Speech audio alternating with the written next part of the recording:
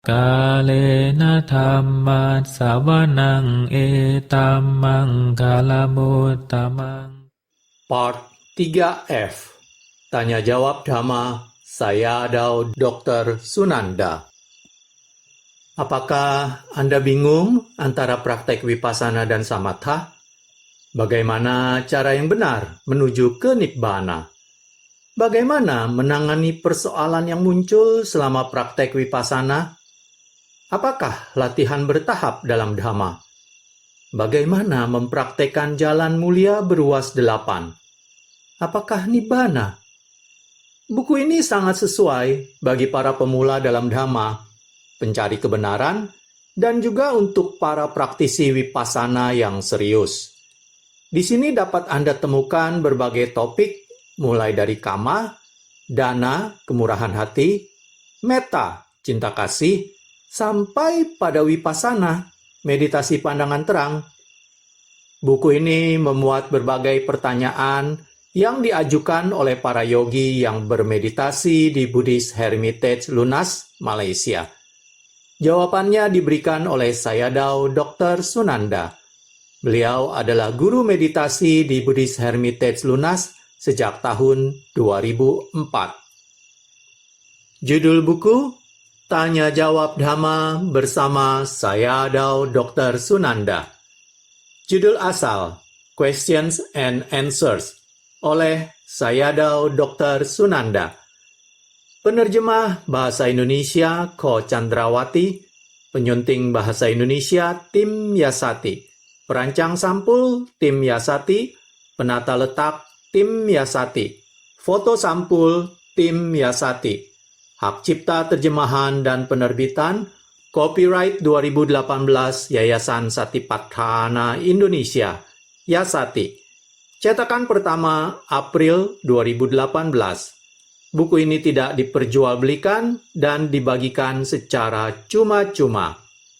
Layanan pembaca Indonesia Satipatthana Meditation Center, ISMC Bakom, Dusun Baru Limus, Kampung Bakom, Kelurahan Cikancana, Kecamatan Sukaresmi, Kabupaten Cianjur, Puncak, Jawa Barat.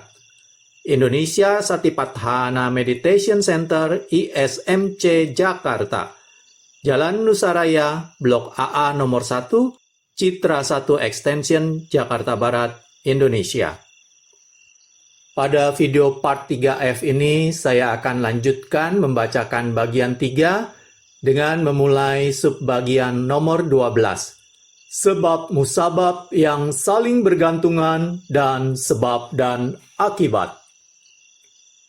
Jika kita ingin terbebas dari sangsara, lingkaran setan kehidupan dan kematian yang berulang-ulang, kita harus mengerti sebab akibat secara mendalam. Marilah kita bicarakan rincian sebab musabab yang saling bergantungan dan sebab akibat. Ada 3 cara sebab akibat. A. Sebab musabab yang saling bergantungan atau paticca samuppada atau paticca samudaya. B. Kamma sebagai penyebab, kamma samudaya. C. Penyebab sesaat, khanika samudaya. Setiap pagi, kita merenungkan sebab musabab yang saling bergantungan. Kita menggunakan kata merenungkan, bukan mengalunkan atau chanting. Ketika kita melakukan renungan harian, kita sebenarnya sedang melakukan dhammanusati, atau perenungan terhadap Dhamma. Ketika Buddha bermeditasi di bawah pohon Bodhi di dekat sungai Neranjara, beliau terus-menerus merenungkan sebab musabab yang saling bergantungan. Dengan penembusan cermat ke dalam doktrin ini, beliau membasmi semua kekotoran batin dan menjadi tercerahkan sebagai Samma Sambuddha atau Buddha yang Maha Tahu. Sangat penting memahami sebab musabab yang saling bergantungan dan sebab akibat. Karena doktrin ini merupakan kebenaran tertinggi. Sejatinya, ini adalah apa yang dimaksud dengan dunia dan makhluk. A. Sebab musabab yang saling bergantungan. Mata rantai pertama adalah awijja paccaya sangkhara. Dengan ketidaktahuan sebagai kondisinya, muncullah sangkhara. Pertama-tama, kita harus mengerti arti kata Pali awijja. Ini berasal dari a plus wija, atau bukan kebijaksanaan. Awijja mempunyai dua arti. Arti pertama adalah ketidaktahuan. Ini bukanlah ketidaktahuan duniawi atau biasa tentang suatu tempat, orang, fakta, dan semacamnya. Arti yang sebenarnya adalah ketidaktahuan atas 4 kebenaran mulia. 4 kebenaran mulia adalah 1. Kebenaran mulia tentang penderitaan. 2. Kebenaran mulia tentang sebab penderitaan. 3. Kebenaran mulia tentang berhentinya penderitaan. 4. Kebenaran mulia tentang jalan menuju berhentinya penderitaan. Ketika kita berlatih meditasi vipassana, tujuan kita adalah mencapai 4 kebenaran mulia dan mengubah awijja dalam diri kita menjadi wijja atau kebijaksanaan. Arti kedua awijja adalah hayalan. Orang-orang duniawi yang tidak memiliki pengalaman meditasi atau pengetahuan saddhamma atau ajaran Buddha biasanya terperdayakan dalam 4 cara. Apa yang tidak permanen, mereka anggap sebagai permanen. Apa yang merupakan penderitaan atau tidak memuaskan, mereka anggap sebagai kebahagiaan. Apa yang bukan diri atau tidak dapat dikendalikan, mereka anggap sebagai diri. Apa yang tidak menyenangkan atau buruk, mereka pikir sebagai sesuatu yang indah. Dalam bahasa Pali, anicca dipahami sebagai nicca, dukkha dipahami sebagai sukha, anatta dipahami sebagai atta, asubha dipahami sebagai subha. Ketika para meditator berlatih meditasi vipassana, mereka melihat objek meditasi muncul dan berlalu dari saat ke saat. Kemudian menyadari bahwa segala sesuatu adalah anicca. Namun, orang-orang duniawi dengan hayalannya menganggap apa yang tidak kekal atau anicca sebagai permanen, nicca. Ini adalah hayalan yang pertama.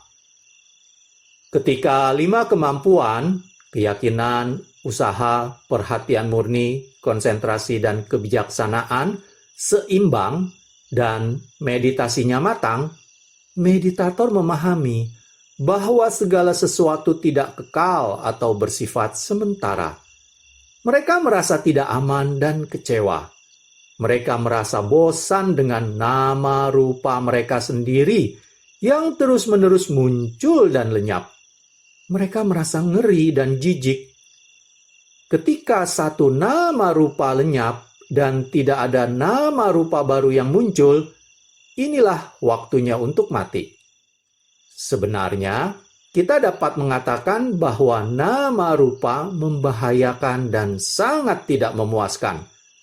Tetapi orang-orang yang terperdayakan memahami apa yang penuh penderitaan atau yang tidak memuaskan, dukkha, sebagai kebahagiaan, sukha. Ini adalah hayalan yang kedua. Para meditator akan menyadari bahwa nama rupa tidaklah kekal atau hanya sesaat dan penuh dengan penderitaan atau hal yang tidak memuaskan. Mereka menyadari bahwa apa yang disebut makhluk atau aku hanyalah suatu kerumitan psikofisik atau perpaduan nama dan rupa saja.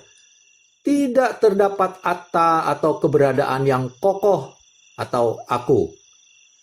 Apa yang sebenarnya ada dalam artian tertinggi hanyalah nama rupa atau 5 gugus kehidupan, materi, perasaan, persepsi, bentukan pikiran, dan kesadaran. Atau 12 landasan, 6 pintu indera dan objek-objeknya. Tidak dapat dikuasai karena terkondisi. Muncul karena kondisi-kondisi dan lenyap ketika kondisinya berakhir. Makhluk duniawi juga menganggap nama rupa sebagai atta, keberadaan yang kokoh, diri, ego, dan percaya adanya aku yang permanen, yang ada di sepanjang waktu. Sesungguhnya, tidak terdapat atta. Kebenaran tertinggi adalah anatta. Jadi, hayalan yang ketiga adalah memahami anatta tanpa diri atau tidak dapat dikuasai sebagai atta, diri. Hayalan yang keempat adalah apa yang asubha, tidak indah, diterima sebagai subha, indah. Buddha telah menerangkan bahwa tubuh dapat dibagi menjadi 32 bagian utama. Jika kita mengelupas kulit, kita akan melihat bahwa tubuh itu jelek. Kita bahkan tidak mau melihat pada tubuh dan tidak merasa senang olehnya. Seperti ungkapan menyatakan, kecantikan hanyalah sedalam kulit. Tubuh ini adalah asubha, tetapi orang yang penuh kegelapan batin berpikir bahwa tubuhnya subha atau indah. Inilah 4 cara makhluk duniawi dengan tanpa pengalaman meditasi vipassana atau mereka yang tidak tahu ajaran kebenaran Buddha menjadi terperdaya. Mata rantai pertama dalam sebab musabab yang saling bergantungan adalah awijja pancaya sangkara. Dalam Buddha, kamma adalah sangkara. Kamma berarti tindakan yang disengaja atau dikehendaki. Kita bertindak melalui 3 cara. Dengan batin, kita berpikir, mano kamma. Dengan mulut, kita berbicara, waci kamma. Dengan tubuh, kita bertindak, kaya kamma. Semua perbuatan yang dilakukan dengan sengaja akan membentuk kamma. Sebenarnya, dhamma sangatlah mendalam. Kamma tidak hanya berarti perbuatan yang dikehendaki, tetapi sesungguhnya berarti perbuatan yang dikehendaki dan hasil yang diperoleh. Perbuatan apapun yang kita lakukan dengan ketidaktahuan atau hayalan akan membentuk kama bhava. Bhava berarti keberadaan. Kamma bhava mempunyai potensi untuk membentuk suatu keberadaan dan menumpuk bagaikan energi. Ketika kondisinya mendukung, kamma akan memunculkan upapatti bhava atau proses kelahiran kembali. Mengapa perlu berlatih meditasi perhatian murni atau vipassana bhavana? Ketika berperhatian murni terhadap kebenaran tertinggi yaitu nama rupa, sebab akibat, paccaya pariggaha, dan 3 sifat universal semua perwujudan, yaitu anicca, dukkha, dan anatta, Anda dapat mencegah akibat kamma. Ketika berperhatian murni pada kebenaran tertinggi, awijja, kebodohan atau hayalan, akan berubah menjadi wijja, kebijaksanaan atau bukan hayalan. Sesuai dengan tingkat perhatian murni, Anda dapat mencapai berbagai tingkat pencerahan. Karena itulah penting untuk melatih perhatian murni. Jika tidak berperhatian murni atas kebenaran tertinggi, rantai berikutnya dalam sebab musabab yang saling bergantungan akan terjadi, yaitu sangkhara paccaya winyanang. Bergantung pada sangkhara atau energi kama, kesadaran akan muncul. Kesadaran seperti apakah yang akan timbul? Citta atau pikiran pertama dalam kehidupan ini adalah patisandhi citta, Sementara cinta terakhir adalah cuti cinta. Energi kamma atau sangkara kehidupan lampau akan mengkondisikan kesadaran atau winyana pertama dalam kehidupan saat ini.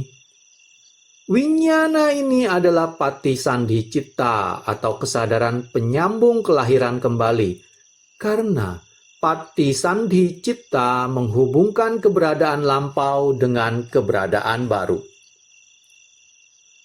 Mata rantai berikutnya dalam sebab musabab yang saling bergantungan adalah winyana pacaya nama rupang, batin dan materi.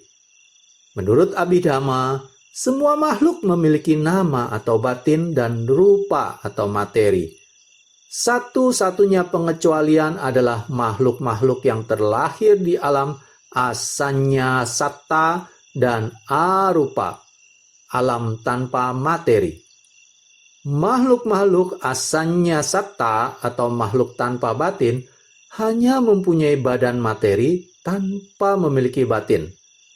Mereka yang terlahir di alam-alam arupa tidak mempunyai badan materi, hanya memiliki batin, dan mereka ada sebagai energi mental.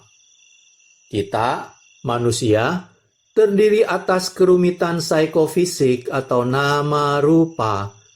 Rupa adalah badan jasmani, dan batin adalah energi mental dengan landasan badan jasmani. Mari kita tinjau kelahiran kembali manusia. Pada saat pembuahan, nama rupa ada secara bersama atau memiliki hubungan timbal balik, anyamnya. Kesadaran penghubung kelahiran kembali atau pati sandhi citta membentuk nama. Rupa atau sisi materi terdiri atas satu sel dari sisi ibu, yaitu sel telur, dan satu sel dari sisi ayah, yaitu sperma. Keduanya menyatu dan membentuk janin. Jadilah nama rupa ada secara bersamaan dan bergantung satu sama lain. Mata rantai sebab musabab yang saling bergantungan selanjutnya adalah sebagai berikut. Nama rupa pancaya salaya tanang. Bergantung pada nama rupa, 6 alat indera salayatana akan muncul. Salayatana pacaya paso. Bergantung pada 6 alat indera, kontak atau phasa akan muncul. Phasa pancaya wedana. Bergantung pada kontak, perasaan atau wedana akan muncul. Wedana pancaya tanha. Bergantung pada perasaan, nafsu keinginan atau tanha akan muncul. Seseorang menginginkan perasaan menyenangkan. Jika mengalami perasaan yang tidak menyenangkan, dia ingin melenyapkannya dan mendapatkan perasaan menyenangkan. Tanha pancaya upadanang. Bergantung pada nafsu keinginan, kemelekatan atau upadana akan muncul.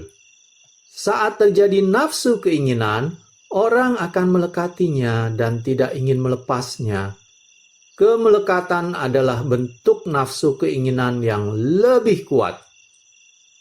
Upadana pancaya bhawo. Bergantung pada kemelekatan, bhawa, keberadaan baru, akan muncul. Bhawa pacaya jati. Jati pacaya jara maranang. Soka paridewa dukkha. Domana supayasa sambhawanti. Ewa metasa kewalasa dukkha kandhasa samudayo hoti. Bergantung pada keberadaan baru, kelahiran kembali atau jati akan muncul. Karena dilahirkan kembali, orang harus menghadapi sakit, tua, mati, duka cita, dan ratapan di masa mendatang. Dengan demikian, seluruh rangkaian penderitaan akan terjadi lagi. Sebab musabab yang saling bergantungan menjelaskan penyebab keberadaan para makhluk dan apa sebenarnya dunia itu. B. Perbuatan sebagai penyebab. Kamma samudaya. Sebab akibat berikutnya adalah kamma samudaya atau perbuatan sebagai penyebab. Karena kamma yang dilakukan di masa lalu, kita mengalami pengalaman baik ataupun buruk pada kehidupan sekarang ini. Karena perbuatan pada kehidupan lampau dan perbuatan pada kehidupan sekarang, kita akan mengalami hasil kamma di masa yang akan datang. Suatu ketika, seorang pemuda bernama Subha bertanya kepada Buddha mengenai kamma. Dia bertanya, mengapa makhluk-makhluk terlahir dengan keadaan yang berbeda, seperti terlahir luhur dan terlahir hina. Buddha memberi penjelasan rinci. Menurut Buddha, jika seseorang suka membunuh, dia akan berumur pendek. Jika seseorang tidak membunuh, dia akan menikmati usia yang panjang pada keberadaannya di masa mendatang. Jika seseorang kejam terhadap orang lain atau hewan, dia akan selalu sakit di keberadaannya yang akan datang. Jika tidak melukai makhluk lain, dia akan sehat di kehidupannya yang akan datang. Inilah kamma dan hasilnya, atau kamma sebagai penyebab. Kamma samudaya. C. Penyebab sesaat.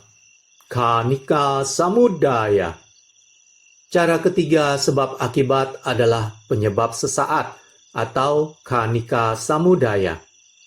Cara ini sangat penting untuk diketahui oleh para meditator vipassana karena cara ini langsung berhubungan dengan latihan. Sebagai contoh, pada saat meditasi jalan, sebelum berjalan, Anda mencatat keinginan untuk berjalan. Pada akhir lintasan jalan, Anda mencatat keinginan untuk berputar. Anda akan menyadari bahwa keinginan untuk berjalan adalah penyebab, sedangkan ketika melangkahkan kaki adalah hasilnya. Langkah kaki kanan merupakan penyebab, dan pencatatan pada kaki kanan merupakan hasilnya. Kemudian, melangkahnya kaki kanan adalah penyebab, dan melangkahnya kaki kiri adalah hasilnya. Ketika berdiri, Anda akan melihat bahwa keinginan untuk berputar adalah penyebab. Berputarnya badan adalah hasilnya. Berikutnya, berputarnya badan adalah penyebab, dan pencatatan sebagai berputar-berputar adalah hasilnya. Meditator juga dapat mengerti hubungan sebab akibat ketika mencatat perwujudan 6 indera. Misalnya, ketika mendengar suara, Anda mencatat mendengar. Telinga dan suara adalah penyebab. Kesadaran mendengar adalah hasilnya. Di sini, telinga dan suara adalah rupa atau materi. Kesadaran mendengar adalah nama atau batin. Dengan mempertahankan perhatian murni dan memiliki pemahaman yang jelas, meditator akan menyadari bahwa di setiap saat terdapat hubungan sebab akibat antara nama rupa. Inilah pengertian tentang penyebab sesaat, khanika samudaya. Kesimpulan, seorang meditator harus berusaha melihat 3 cara sebab akibat ini dalam meditasi dan kehidupan sehari-hari. Dengan melaksanakan hal ini, para meditator akan mengerti kebenaran tertinggi bahwa tidak terdapat atta atau aku atau kesatuan yang kokoh pada diri kita. Kebenaran tertinggi hanyalah nama rupa atau 5 gugus kebahagiaan. Sebab akibat dan 3 sifat semua perwujudan, yaitu anicca, dukkha, anatta, atau ketidakkekalan, tidak memuaskan, dan tanpa diri. Dengan menyadari dan menembus pengertian tentang sebab akibat, para meditator akan dapat mengatasi berbagai keraguan, mencapai pengetahuan sebab akibat pancaya parigaha nyana, dan memperoleh pemurnian keempat, yaitu pemurnian dalam mengatasi keraguan, kangkha witarana wisudi. Itulah sebabnya para meditator harus sepenuhnya mengerti sebab akibat dan sebab musabab yang saling bergantungan. Sadhu, sadhu, sadhu. Yato yato samma sati, kandhanang udaya bayang, labhati piti ammojjang, amatang tang wijanatang. Dhammapada 374. Bila seorang melihat dengan jelas, timbul dan lenyapnya gugus kehidupan, dia akan merasakan kegembiraan dan kebahagiaan. Bagi mereka yang mengerti, ini mencerminkan tanpa kematian. Kita masuk kepada subbagian nomor 13, yaitu perenungan atas 5 gugus kehidupan pada 6 pintu indera. Mari kita bahas tentang kemelekatan pada 5 gugus kehidupan atau Pancupadana Khandha. Buddha dalam khotbah beliau selalu menyebutkan tentang nama, rupa, batin, dan materi, atau lebih jelasnya tentang 5 gugus kehidupan. Terkadang beliau menyebut tentang ayatana atau 6 landasan indera dan 6 objek indera. Inilah topik utama khotbah-khotbah Buddha. Untuk menarik perhatian pendengarnya, beliau memberikan khotbah dengan berbagai cara. Tetapi inti utamanya adalah batin materi, nama rupa, 5 gugus kehidupan, dan 12 ayatana. Setiap meditator yang berkeinginan mencapai kemajuan dalam vipassana bhavana atau meditasi pandangan terang, seharusnya telah menguasai atau terbiasa dengan topik, istilah, dan perwujudan ini. Tubuh atau bagian materi. Rupa berarti perwujudan materi atau tubuh. Rupa merupakan bagian fisik dari seseorang. Berlandaskan jasmani ini, nama atau batin atau kemampuan mental muncul. Jasmani atau perwujudan materi dibentuk oleh 4 unsur utama. Mahabhuta. 4 unsur utama itu adalah 1. Patawi atau unsur tanah. 2. Apo atau unsur air. 3. Tejo atau unsur panas. 4. Wayo atau unsur gerak atau udara. Inilah sifat alami 4 unsur yang dapat kita identifikasikan atau amati dalam tubuh kita sebagai perwujudan materi atau bagian fisik dari kerumitan psikofisik. Batin atau bagian mental. Bagian berikut dari kerumitan psikofisik adalah jiwa atau batin. Dia terdiri dari 4 golongan mental atau perwujudan mental, yaitu 3 faktor mental, cetasika, dan 1 citta. Batin, 1 perasaan atau wedana, 2 persepsi atau sanya, 3 bentukan batin atau sangkara, ketiganya menimbulkan cetasika atau faktor mental. Dan yang keempat adalah kesadaran atau winyana yang merupakan citta. Nama atau bagian mental dari kerumitan psikofisik dapat diidentifikasikan dengan keempat faktor batin di atas. Batin adalah bagian yang dapat memahami atau mengalami objek, sedangkan badan jasmani atau bagian materi adalah landasan bagi kemunculan batin. Inilah bentuk umum kerumitan psikofisik. Buddha terkadang menggunakan perumpamaan untuk menjelaskan perwujudan ini agar Dhamma dapat dimengerti dengan lebih baik oleh para pendukungnya. Buddha pernah membandingkan badan jasmani sebagai buih, perasaan sebagai gelembung, persepsi sebagai fata morgana, dan kesadaran sebagai tipu daya pesulap.